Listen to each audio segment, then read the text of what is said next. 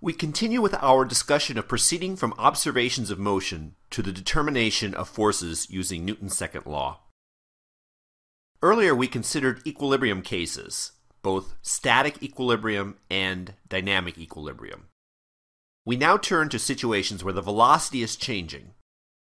We know from Newton's second law that when the velocity changes, the net interactions are non-zero.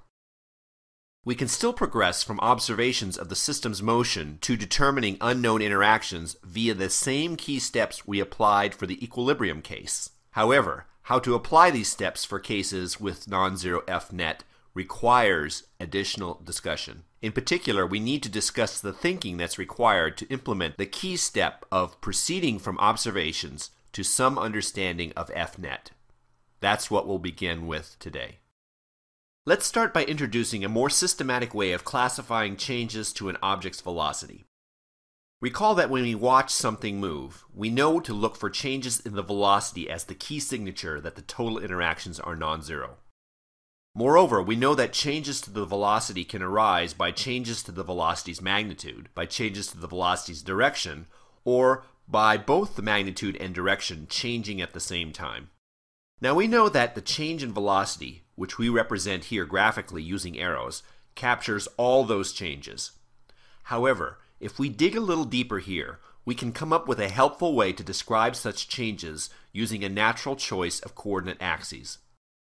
The orientation of the first axis in this coordinate system is determined by the motion of the object before the change.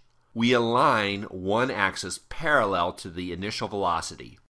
We will label this axis with the parallel symbol. With this axis in mind, we can see that a projection of the vector delta v may lie along this axis. Let's label that projection delta v parallel. Now if we subtract delta v parallel from delta v, we end up with the leftover part of delta v, which is perpendicular to the initial direction of the motion v initial. We use the perpendicular symbol to label this, delta v perpendicular. We'll discuss in a future lecture a geometric way to think about this perpendicular direction. For now, let's focus on the idea that, in general, the total velocity change can be written as the sum of the change along the direction of motion, delta v parallel, plus the change along a direction perpendicular to the motion, delta v perpendicular. Before we say more about motion changes along these parallel and perpendicular directions, we're going to point out that we can also use the physical quantity of momentum instead of velocity to describe motion and motion changes. For most problems we'll consider in this course, we can think of the momentum as a positive scalar, the mass, times the velocity. So a momentum quantity always points in the same direction as the corresponding velocity quantity. In particular, here delta p points in the same direction as delta v.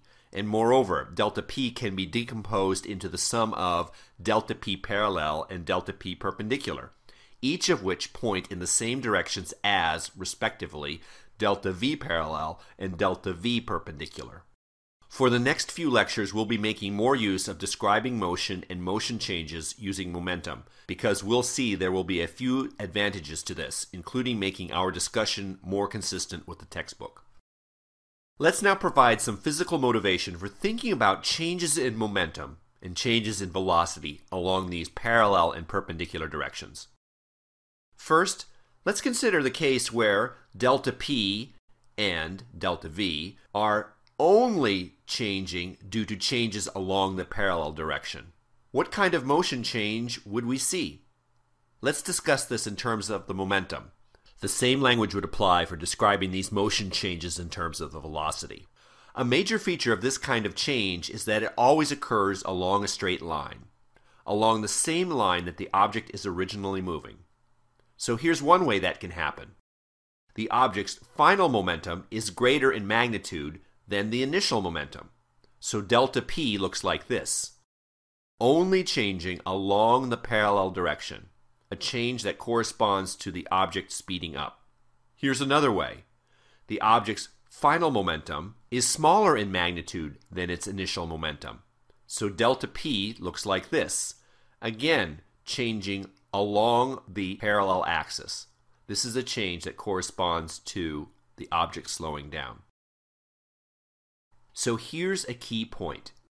The magnitude of the momentum can change only if delta p parallel is non-zero. Now there's a third kind of motion change along a line that can happen with delta p parallel non-zero. It's a combination of slowing down and speeding up that leads to the object reversing direction. One concrete example of this is the motion of a mass on a spring. Think of the object moving downward initially, then later moving upward. In between, the object comes to rest momentarily. Before this moment of rest, the object is slowing down. After that moment, it's speeding up.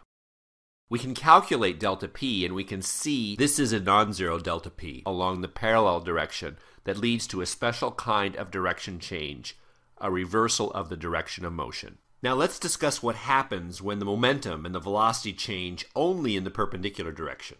In this case, the path of the object, the trajectory, exhibits a curvy appearance.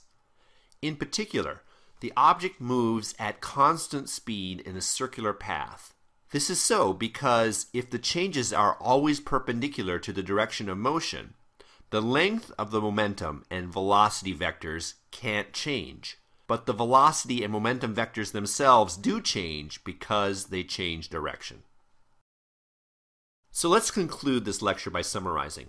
It's useful to decompose changes in the momentum, or equivalently, changes in the velocity, along a direction parallel to the object's original motion and a direction perpendicular to that.